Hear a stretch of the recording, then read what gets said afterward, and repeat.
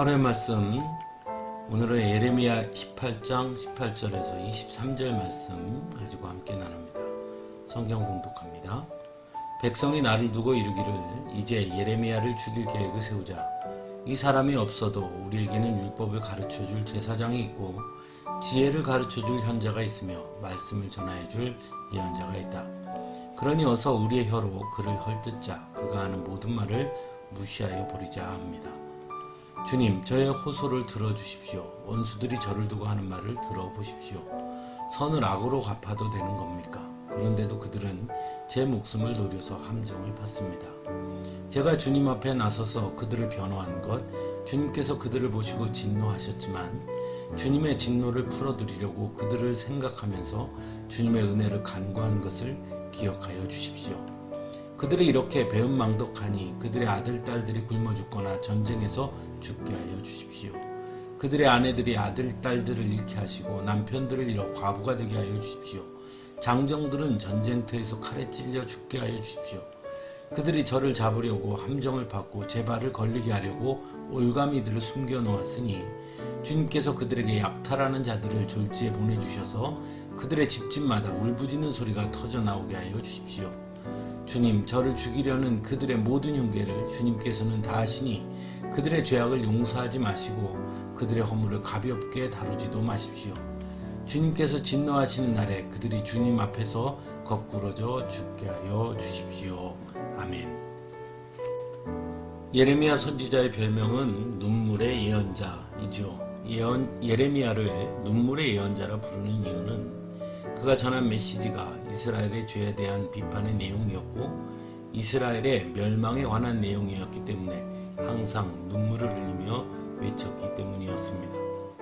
그리고 또 하나는 그런 예레미야의 메시지를 그 당시 사람들은 들으려 하지 않았고 오히려 예레미야를 핍박했기 때문에 예레미야는 많은 고초를 겪을 수밖에 없었기 때문이기도 합니다. 오늘 본문에서도 이스라엘 백성들이 예레미야를 죽일 계획을 세우는 것을 말씀하고 있습니다. 이 모습만 봐도 예레미야의 메시지를 이스라엘 백성들과 그 당시 지배계층들이 얼마나 듣고 싶어 하지 않았는지를 알 수 있습니다. 흔히 듣기 좋은 말도 한두 번 들으면 싫다고 하는데 더욱이 그 내용이 자신들의 잘못을 지적하고 비판하며 결국 이스라엘은 하나님의 심판을 받을 것이라는 내용을 전하는 예레미야의 그 외침을 듣기 싫어한 것은 어떻게 보면 당연하게 보이기도 합니다. 하지만 중요한 것은 예레미야의 외침은 단순한 예레미야의 한 사람의 외침이 아니라 바로 하나님의 말씀이었다는 것이죠. 그리고 그것은 곧 이스라엘 백성 전체가 사느냐 죽느냐의 문제였다는 것입니다. 그러므로 단순히 듣기 싫은 내용이라 하더라도 귀를 기울였어야 하는 것이죠. 더욱이 이스라엘의 지도자들이라면 더더욱 말입니다. 그런데 그들은 듣기 싫은 말을 하는 예레미야를 죽이는 계획을 세우고 있는 것입니다. 그리고 말하지요. 예레미야가 없어도 우리에게는 율법을 가르쳐줄 제사장이 있고 지혜를 가르쳐줄 현자가 있으며 말씀을 전하여줄 예언자가 있다고 말입니다. 하지만 그들이 말하는 제사장이나 현자나 예언자도 만일 예레미야처럼 하나님의 말씀을 전한다면 그들은 아마 그들도 모두 죽일 계획을 세울 것입니다.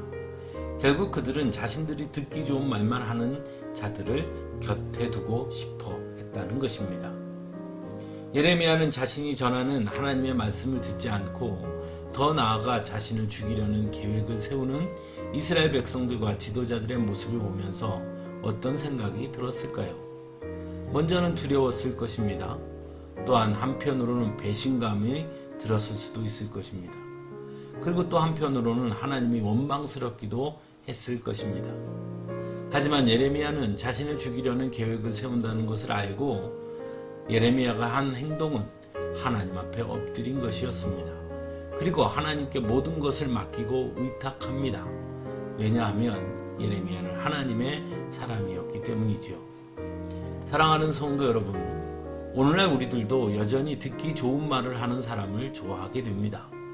또한 하나님의 말씀도 축복의 말씀이나 위로의 말씀들을 훨씬 좋아하게 됩니다. 하지만 때로 우리는 하나님의 징계의 말씀과 경고의 말씀을 더 깊이 새겨 들을 필요가 있다는 것을 잊어서는 안 됩니다. 왜냐하면 그래야 언제나 하나님 앞에 올바로 설 수 있기 때문입니다.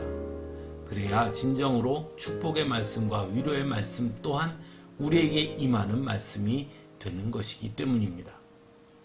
또한 때로 우리의 진심을 알아주지 못하는 세상 사람들 때문에 상처를 받을 때도 있을 것입니다.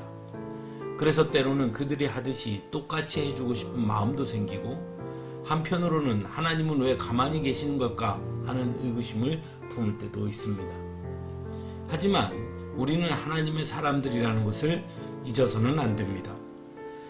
그러므로 우리 역시 예레미야처럼 답답하고 원통하고 억울함이 있을 때 하나님 앞에 엎드리는 자들이 되어야 하는 것입니다. 우리의 원통함과 억울함을 하나님께 토로하고 하나님께 맡길 수 있어야 하는 것이죠. 하나님은 결코 하나님의 사람들의 기도와 외침을 외면치 아니하실 것이고 반드시 응답해 주실 것이기 때문입니다. 함께 기도하겠습니다.